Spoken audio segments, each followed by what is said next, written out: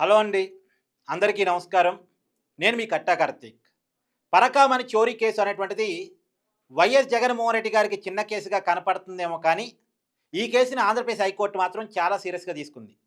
ఈరోజు ఈ కేసులో హైకోర్టు కీలకమైన ఆదేశాలు జారీ చేసింది.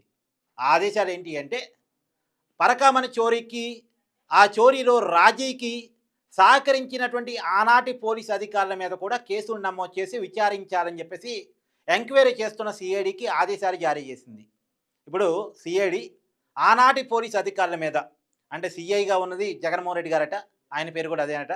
తర్వాత మరొక సిఐ చంద్రశేఖర్ గారు, తర్వాత లక్ష్మీరెడ్డి గారు. ఈయనెవరు అంటే పరకామణి కేసులో నిందితుడిగా ఉన్నటువంటి రవికుమార్ ఆస్తులకు సంబంధించిన వివరాలు సేకరించినటువంటి వ్యక్తి అట. వీళ్ళందరి మీద కేసులు నమోదై విచారణ జరగబోతా ఉంది.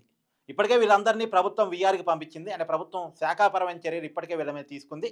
వీళ్ళ మీద ఇప్పుడు కొత్తగా కేసులు నమోదు కాబోతున్నాయి. వీళ్ళ మీద విచారణ జరగబోతా ఉంది.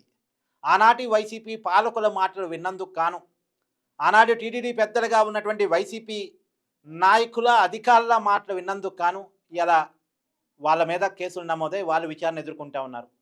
సరే, ఏదేమైనా మీకు అందరికీ పరకామణి చోరీ ఐడియా ఉంది కదా.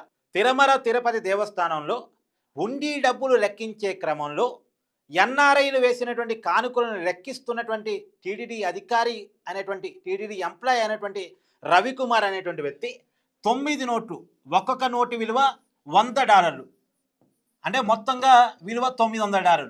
ఎందుకు బోర్డు మీద రాసి మరి చెప్తున్నానంటే, జగన్మోహన్ రెడ్డి గారు దీన్ని తప్పుగా చెప్పే ప్రయత్నం చేశారు కాబట్టి నేను బోర్డు మీద మీకు చెప్పే ప్రయత్నం చేస్తున్నాను.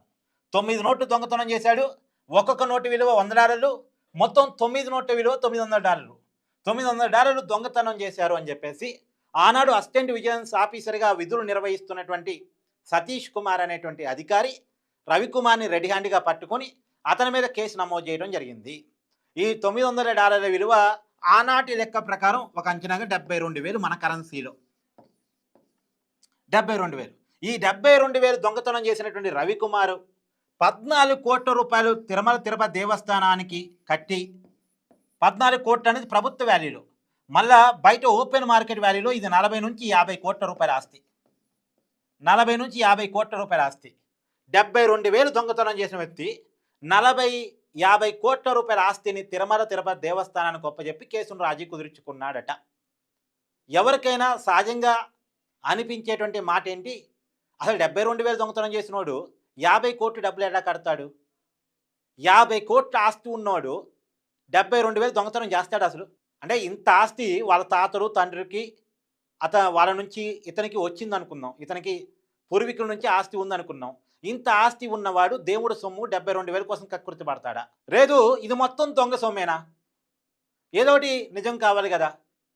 రీజన్ కొంతమంది చెప్తూ ఉంటారు వైసీపీ నాయకులు, అతను కష్టపడి రియల్ ఎస్టేట్ వ్యాపారం చేసి సంపాదించుకున్న సొమ్ము మొత్తం దొంగ సొమ్ము కాదు అని చెప్తూ ఉంటారు. అంత రియల్ ఎస్టేట్లో అంత లాభం రవికుమార్కి వస్తే ఈ 72,000 కోసం కక్కుర్తి పడతాడా? అందులో దేవుడు సొమ్ము కోసం కక్కుర్తి పడతాడా? ఖచ్చితంగా ఇది మొత్తం దొంగ సొమ్ము అయి ఉండాలి. మన 40-50 కోట్లు నిజానికి దొంగతనం చేస్తే అది చిన్న కేసు ఎట్ట అవుతుంది? రూపాయి దొంగతనం చేసినా కేసే, అది వేరే విషయం. కానీ 40-50 కోట్లు ఆస్తి ఇక్కడ కనపడుతున్నప్పుడు, అంత ఆస్తిని తిరుమల తిరుపతి దేవస్థానానికి అప్పచెప్పినప్పుడు ఆస్తి ఎక్కడదని సహజంగా తిరుమల తిరుపతి దేవస్థానం పెద్దలకి అనుమానం రావాలిగా. కానీ ఎవరికి అనుమానం రాలే. పైగా ఒక ఆస్తిని దేవస్థానానికి రాసి ఇవ్వాలంటే ఒక ప్రొసీజర్ ఉంటుంది. కానీ ఆ ప్రొసీజర్ అంతా పక్కన పెట్టి ఆస్తిని రాపిచ్చేసుకున్నారు. ఎందుకు అలా రాపిచ్చుకున్నారు అనడానికి సమాధానం ఆనాటి తిరుమల తిరుపతి దేవస్థానం పెద్దల దగ్గర లేదు. అది నిజానికి పరకామణి కేసు. ఆ కేసులో రాజీ కుదిరింది. 72,000 దొంగతనం చేసినట్టు కేసు పెట్టారు. తర్వాత ప్రభుత్వ విలువ ప్రకారం 14 కోట్ల రూపాయల ఆస్తిని దేవుడికి రాపిచ్చేసుకొని కేసులో రాజీ పడ్డారు. దాని మీద ఆంధ్రప్రదేశ్ హైకోర్టు ఇలా విచారణకు ఆదేశించింది. ఒకవైపు సిఐడి ఎంక్వైరీ, ఈ రాజీ ఎలా జరిగింది, ఎవరు ఆదేశాల మేరకు జరిగింది, అసలు ఎందుకు జరిగింది అన్న దాని మీద సిఐడి ఎంక్వైరీకి, అలాగే రవికుమార్కి ఇంత ఆస్తులు ఎక్కడి నుంచి వచ్చాయి అన్న దాని మీద ఏసీబీ ఎంక్వైరీ నడుస్తుంది. సిఐడి ఇప్పటివరకు ఎంక్వైరీ చేసిందంతా కూడా రిపోర్ట్ రూపంలో సీల్డ్ కవర్లో హైకోర్టుకి ఇచ్చింది.